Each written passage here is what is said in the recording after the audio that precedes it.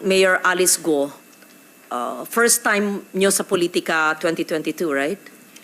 Madam I'm Senator, sure yes po. this has been asked of you in the previous hearing. I just wanted to put it on record again. And before 1998, you were in business.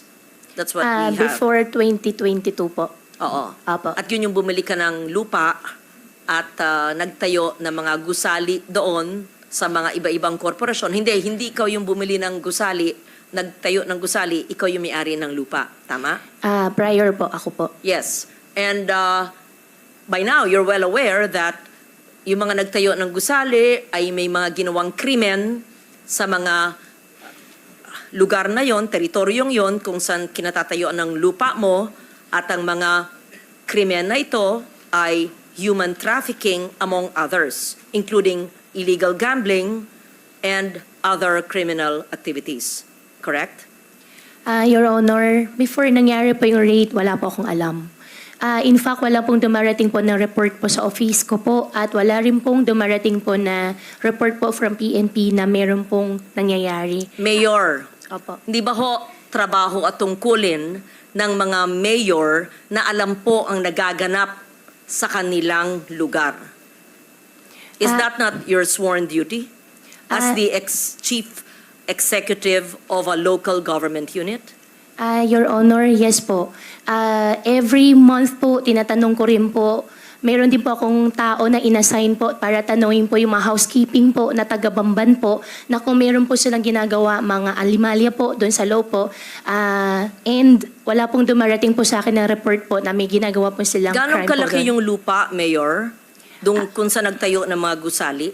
Kung saan ginaganap ang krimen ng pangangalakal ng mga tao, mga Pilipino at mga dayuhan, kung saan ginaganap ang mga illegal gambling activities, kung saan ginaganap ang iba't ibang klaseng krimen? Ilang ektarya at hindi nyo alam sa Banban bilang mayor?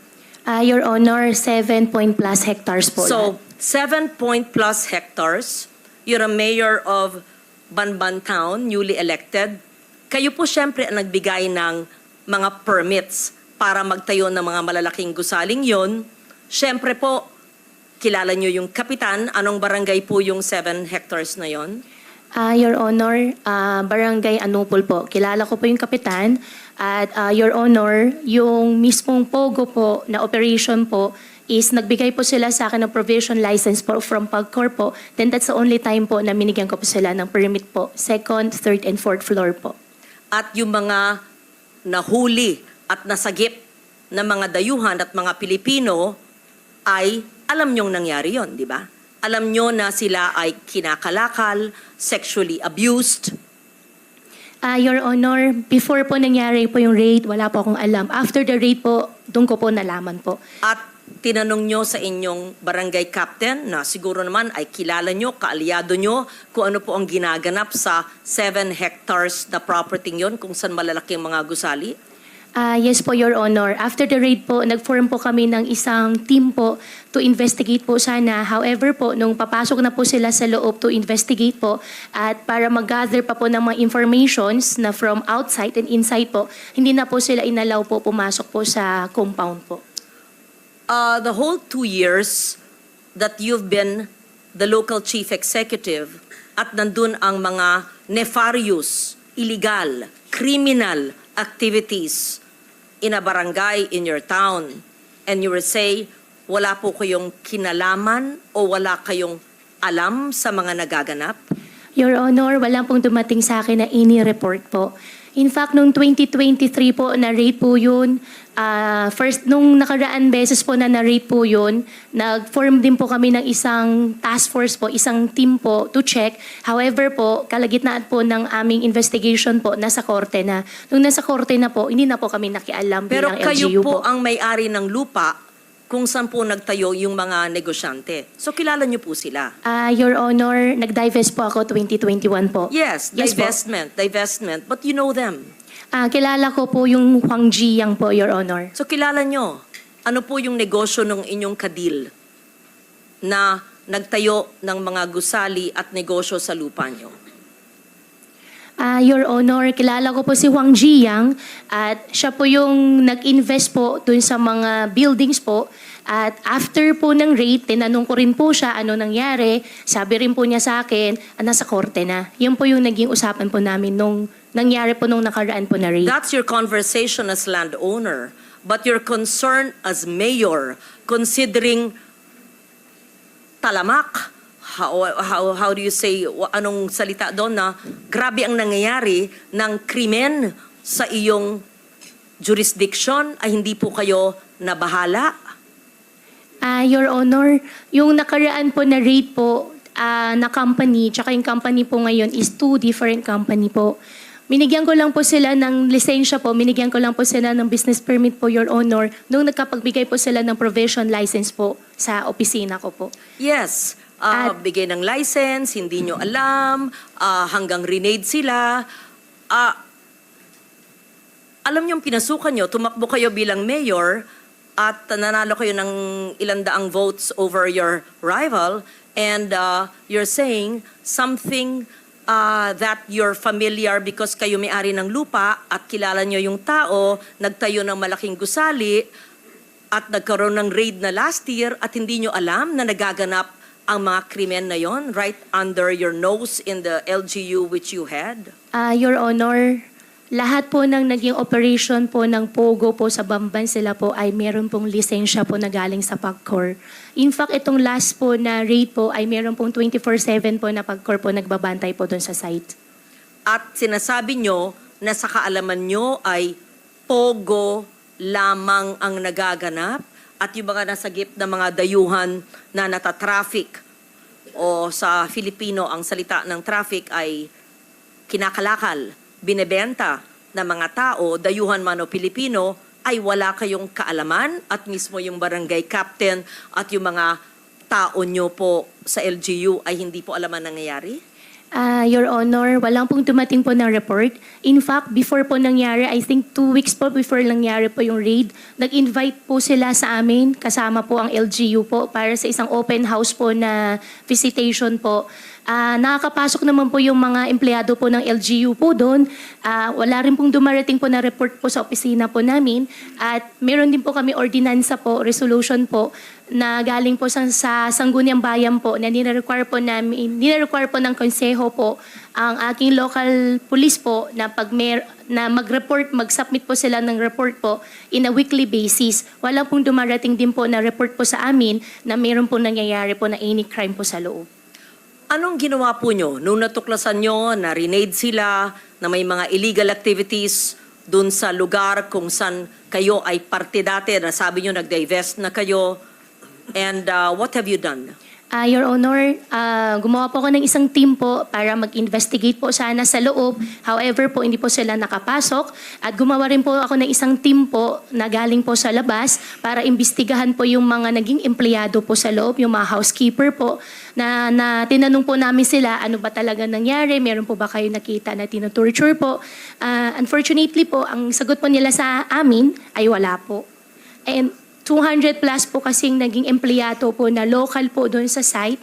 At one of the reason din po na sa housekeeper po kami nagtatanong kasi po I believe po yung mga housekeeping po nakakaikot po sila ng entire compound at kung meron pong mga crime po na ginagawa po kahit papano sila po yung makakuha po ng information po kaagad. Before 2022, Mayor Go, anong trabaho nyo? Anong ginagawa nyo? Although you said it in the hearing, I just wanted to hear it again. Ako po ay isang magbababoy po. Farmer po ako, piggery po yung negosyo ko. Sino po ang nag-urge sa inyo? Sino po ang nag-engganyo kayo, nag-inspire sa inyo na tumakbo bilang mayor ng Banban? Sarili ko po. Childhood dream ko po. Childhood dream. Opo, ay gusto ko po na mapakita sa tatay ko at gusto ko po maging proud po siya sa akin. Saan ba yung childhood nyo? Dito po sa Pilipinas po. Saan po sa Pilipinas? Sa Bamban po. Saan po kayo napanganak? Nakita ko po dito po sa birth certificate ko po, Hilot po, at iniwanan po ako ng nanay. Hindi, saan kayo napanganak? Nakita ko po dito sa birth certificate ko po, Hilot. Hindi ko po tinatanong yung proseso ng papanganak sa inyo. Saan po? Saan pong lugar sa Pilipinas, sa Central Luzon, sa Tarlac o sa Banban? Tarlac po. Saan po sa Tarlac? Matatalaib Tarlac po. Ano po? Matatalaib Tarlac Is that po. the barangay? Yes po, nakita ko po dito sa birth certificate ko po. No, And- you would have recollection of your childhood, right? Can you just give us a recollection of your childhood? Sino po yung best friend nyo? Saan po kayo nag-aral? Kung meron kayong makamag-anak? Recollections of, you're only 38 years old. You will remember your childhood. I mean, I'm double your age, but I would remember my childhood in Malabon. Your childhood. I know homeschool. I can't believe anyone is totally homeschooled all her life. Yes. Please tell us about your childhood. Your Honor, lumaki po ako sa farm. Which farm? Which farm? In what barangay? In what LGU? Opo, Barangay Virgen de los Remedios, Bamban Tarlac din po. Different po from the one po sa QJJ, yung katabi lang po niya. Nabenta po siya year 2000, hindi ko po maalala yung date kung kailan po siya nabenta. Tapos nakabili po ulit ng property po sa tabi at doon po nagtayo ulit. Lumaki po ako sa farm, Your Honor. Tinago po ako ng tatay ko po. Lumaki po ako na, ako lang po. Pinupuntahan po ako ng tatay ko po araw-araw. Lumaki kayo mag-isa. Kasama ko po ang katulong, kasama ko po yung mga kasamahan ko po sa farm. And Sino po yung mga kasamahan nyo sa farm? Sino yung katulong na naaalala nyo, pangalan, nationality, at sino yung nag-alaga mula kayong napanganak 38 years ago? At binibisita kayong ama nyo mula saan? Sa bansang Sina. At tell us about your childhood. Your Honor, sa farm po ako lumaki, sa Bamban po ako lumaki. Lumaki po ako mag-isa, pinupuntahan po ako ng tatay ko. How I wish po... No, okay. You cannot grow up alone from a time you were born. Opo. So the formative years from a time your mother birthed you up to perhaps 10 years old, sino po yung inyong naging caregiver o yaya? Hindi naman pwedeng mag-isa lang po kayo sa farm.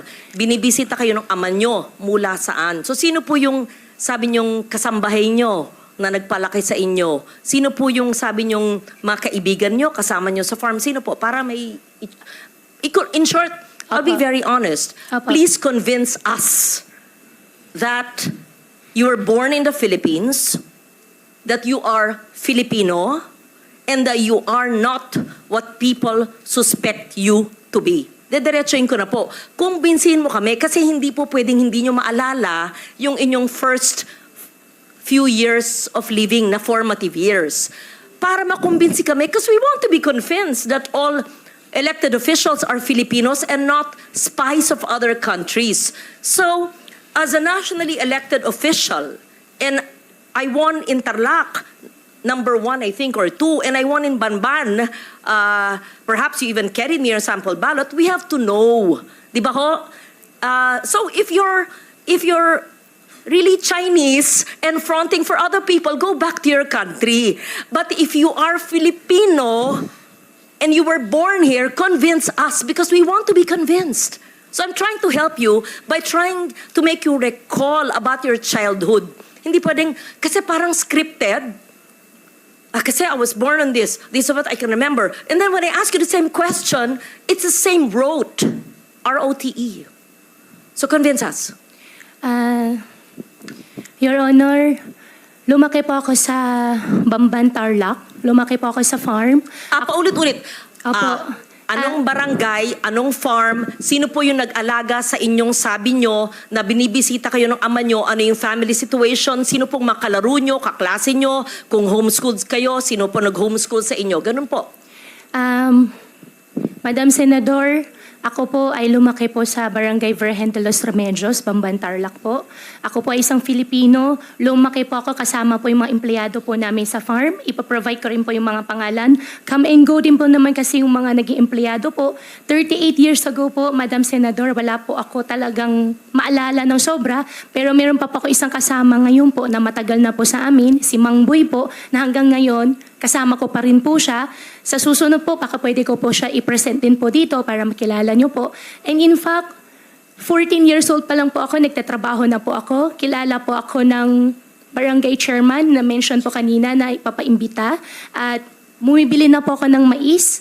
Pwede po ako mag-present po ng mga pangalan po nila na magpapaalam lang po ako sa kanila kung pwede ko po sila i-disclose po yung names po nila. At Excuse me, San Loren, kung pwedeng idagdag, Yes. kung kaugnay nyo lahat ng mga taong ito mula nung pagkabata nyo, pwede nyo bang ikwento ng mahaba-haba ng konti in Kapampangan? Kasi syempre, kausap nyo sila sa sarili nilang lengguwahe. Madam Chairman, ang Bamban po ay Tagalog po. Meron din pong Kapampangan, pero yung mga kasama ko po sa loob ng farm po, mostly po mga Visaya po. Kasi ang piggery po, biosecurity po, hindi po sila lumalabas. Well, actually, San Loren, Nakakulong? just for the Hindi record, lumalabas? may mga nag-o-observe na mga kababayan natin, pati mga netizens na mga Opo. Kapampangan. Yan po ang tanong nila sa inyo. Kasi Kapampangan po ang lingwahe nila. Yes, doon. yes. Anyway, can you San Loren, speak? please Oh, proceed. thank you for that interjection. It's very helpful. Magsalita po kayo sa Kapampangan kung kayo lumaki sa... Madam do. Senador, konti lang po yung alam ko po sa Kapampangan. Ang alam ko po, sobrang konti lang po. Di Okay. takda mo po. What Chinese language do you speak? Hokkien or Mandarin? I can speak Hokkien po. Okay, speak in Hokkien now. Bo? More. Tell us more about your life in China. Wala po akong life po sa China. Dito po ako lumaki sa Pilipinas po. Tell us about your life in the Philippines and tell us about your family in China in Hokkien. Family ko po in No, China. in Hokkien. Please tell us about your father who's from China and he used to visit you when you were a child, and the family of your father in China, and where are you from China in Hokkien. We have interpreters and perhaps I can understand a little. Yes po. Guay lao pe tui tai liok lai. Continue. Gua si Tiongkok lang. Gua si Philippine lang. Tell us about your relatives. Pakikwento po ang mga kamag-anak ng iyong ama. San sa bansang Sina ang inyong ama at ano ang ginagawa niyo? Sinabi niyo embroidery, etc., negosyo at mga kamag-anak niyo doon. Tell San us. Loren, before she answers, Yes. maybe we can ask Ms. Batay, our Chinese interpreter, just to Yes, interpret to yes. us what the mayor said. Thank you. Ms. Batay. Okay, so in English, the interpretation would be, my father is from China. I am not a Chinese. I am a Filipino. I mean, you're obviously half Chinese because if your father is full Chinese and your mother you claim is Filipino, right? Your Honor, ako po ay isang Filipino at ang tatay ko po ay Chinese. Ako po ay, kung hindi man po ako full-blooded po na 100% po na Filipino, dahil po sa tatay ko, ako po ay isang Filipino po. Okay. What do you recall in 1986 when you were born?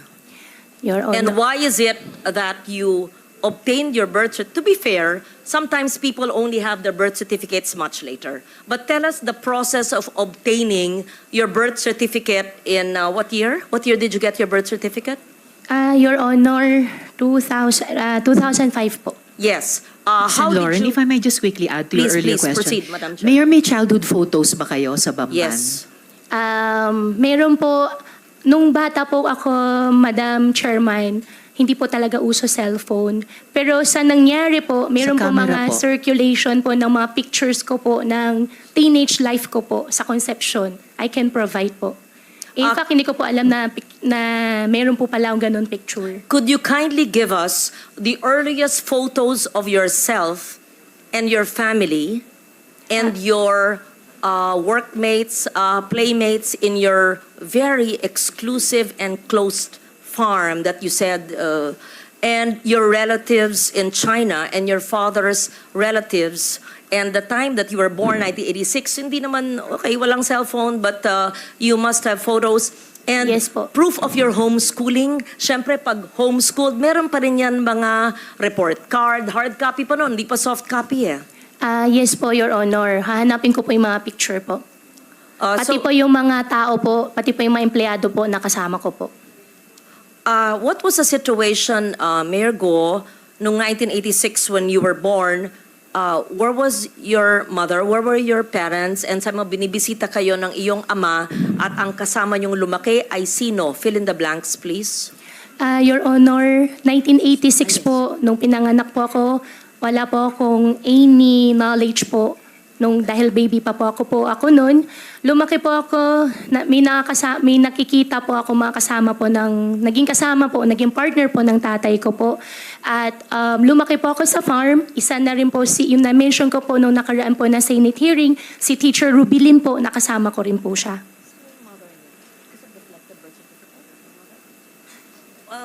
Can you please state once again your mother's name?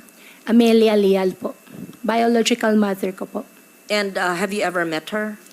Hindi ko po siya nakasama. Have you ever met her? Hindi po. From the time you were born, from 86, hindi po nyo na silayan. Hindi na po. And tinanong po nyo sa inyong ama o sa mga kalaro nyo kasamahan sa farm? Your Honor, how I wish po I have a perfect family po. No, we lead imperfect lives. So I don't want to intrude on that. I just wanted to make sure. So, sa pagkaalam ba nyo ay Pilipino ang inyong ina? Opo. Yan po ang sinabi po sa akin ng tatay ko po. At lumaki po ako dito sa Pilipinas po. At wala rin po, Madam Senador, wala rin po ako ibang citizenship kung hindi Filipino lang po. How did you obtain your birth certificate in 2005? Minigay po sa akin, hindi po ako yung nag-prepare po nitong birth certificate. Hiningi ko po sa tatay ko po yung birth certificate ko po. Was this discussed, Madam Chair? Did the PSA already look at the birth certificate? That was what was being discussed earlier, right, when I arrived? Yes. So that was, we will ask for the report from the PSA on the authenticity of that birth certificate. So tell us more. I know that time is up now. Tell us more in Hokkien, your childhood situation. I don't want to be intrusive, and there's no reason to explain about all of us have imperfect lives, but tell us about your childhood so we get to know you better, and your Chinese playmates, if any, Filipino associates or playmates, if any, and your family in China. In Fukien po. In Hokkien, Sen. please. Opo. Sa We farm, want to hear you speak your language. ang language ko po ay Tagalog po, Senador. Ako po ay isang Filipino. Sa Yes. farm po, ang gamit po namin lengguwahe po ay Tagalog po. But speak Hokkien. I just want to I hear can it. speak Fukien po, pero ang Yes. ginagamit po na lengguwahe po sa farm po ay Tagalog. There's nothing wrong with knowing languages. Yes po. If you're good in Hokkien, speak it, right? For Yes after po. all, your father's Chinese and you're half Chinese. Madam, Don't be ashamed of that. Opo, hindi naman po ako nahihiya, hindi man po ako na-ashamed.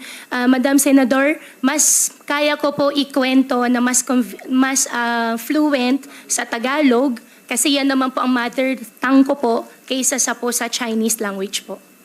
Kaya ako okay lang po na ikwento ko po in Tagalog. Okay, proceed. If you don't like to speak the language of your father, then speak in Filipino. Opo. Briefly please, Mayor, dahil malapit na tayo mag-suspend for Ay, today. opo, sorry po ma'am. Thank you. Just brief. Apo. Thank you, Madam Chair. Lumaki po ako sa farm. 14 years old pa lang po ako. Nag-aalaga na po ako ng baboy. Ako nagpapaanak. Ako rin po nagbebenta po ng mga fatteners po na nilalabas po ng farm. Medyo, hindi po yung negosyo. Mula po 1986 when you were born, your recollection, 86 to the time you obtained your birth certificate in 2005. Madam Senador po, nung maliit pa lang po ako, nung 1986 po, wala na po talagang malala. Although ayaw ko po talaga ma-mention yung word na wala po ako malala, pero wala po No, talaga I'm ako not malala. asking about the day you were born. Obviously, nobody knows that. Any of us. I said 86 to 205. Between the day you were born and 9 years old, you would have some recollection. Ako nga po, doble ng age nyo. Naaalala ko pa yung childhood ko na ako'y 5 years old eh. Kilala ko pa yung grade school teachers ko eh. Yun lang po. Huwag tayo mag-philosophy po dito. I mean, Opo. obviously, I'm not asking you, how was it when you were born? Hindi po. From 1986 to 205. Madam Senador, lumaki po ako sa farm. Kinulong po ako ng tatay ko. Paulit-ulit naman, parang memoryado nyo. Kasi kino-coach ka ng lawyers mo siguro. Just, magkwento, parang kaibigan. Parang nagpunta senador sa'yo, oh, Mayor, kamusta na kayo? Kamusta ang buhay nyo dito? Napahan na kayo sa farm? How was your life when you were born? Ganun. Sino yung neighbors nyo, playmates nyo, paano yung pamilya, binibisita ka ng ama mo, ganun. Kwento lang. Madam Senador, As a Filipino, as you claim. Opo, gustong-gusto ko po magkwento. Ang playmates ko po doon sa farm ay yung mga dati po namin empleyado rin po. Kaminggo po yung mga tao pero may mga luma, mga matatagal po namin empleyado. Pagbalik ko po ngayon araw, hahanapin ko po sila at sa susunod po na Senate hearing, isasama ko na lang din po Ako, sila. aaralin pa ng mga abogado. Teka po, anything, when I say your first 10 years of your life, the first 9 years of your life, kilala ko pa yata yung isang abogado mo sa likod mo. Anyway, the first 9 years of your life, what is the first image that comes? Tell us about your farm life. Must be a charming, idyllic life, right? Opo, nasalo po ako ng farm. Di po ako pinag-aral po ng tatay ko po. Ang nagtuturo po sa akin si Teacher Rubilin po na na-mention ko po nung nakaraan na Senate hearing. And how I wish po really, Madam Senador, na I have a perfect life po. However we're po, not talking about pinalaki po ako sa farm. imperfections or perfection. Kwento lang nga eh. Opo. 9-10 years po. Siyempre man, Mayor, may maalala, 38 ka lang eh. Opo, sa farm nga po ako lumaki po, Madam Senador. Hindi po naging normal po, hindi po naging normal po yung I'm not buhay ko asking po. nga normal or it's Madam Chair, I know that time is limited and I would want to get to know the mayor. As I said, we're giving you the opportunity to prove to us that you are Filipino. Opo.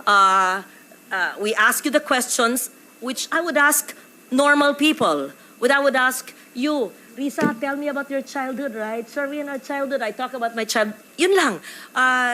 Nothing to be defensive about. You don't have to say the same thing. Basta sa farm po, tell us about your child. Ako sa farm. Basta tell us about your child. Sa farm. Ano ba? Huwag tayong robot. Tell us about your childhood. So we're convinced that you have a childhood in the Philippines. And if we ask you to speak about a foreign language, to speak in a foreign language that you are, nabihasa ka, ay, hindi, mas magaling po ako sa Pilipino. Ba't may kakaya kung magaling sa Fokien? Kung magaling ka mag-Mandarin?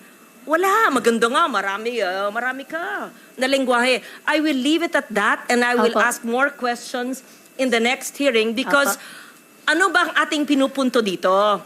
Na dapat ang ating mga ahensya ng gobyerno ay hindi nagpapahintulot ng mga sindikatong kriminal na nagbibigay ng mga peking birth certificate at ibang dokumento na nabibigyan tuloy minsan ng mga Philippine passports o nakakabigay ng ID ng Philippine government agencies na de-deprive tuloy ang ibang Pilipino sa mga benepisyo. At hindi lang yan, maari pa, without judging you or prejudging you, na mahalal sa mga posisyon na maaring maging national security issue.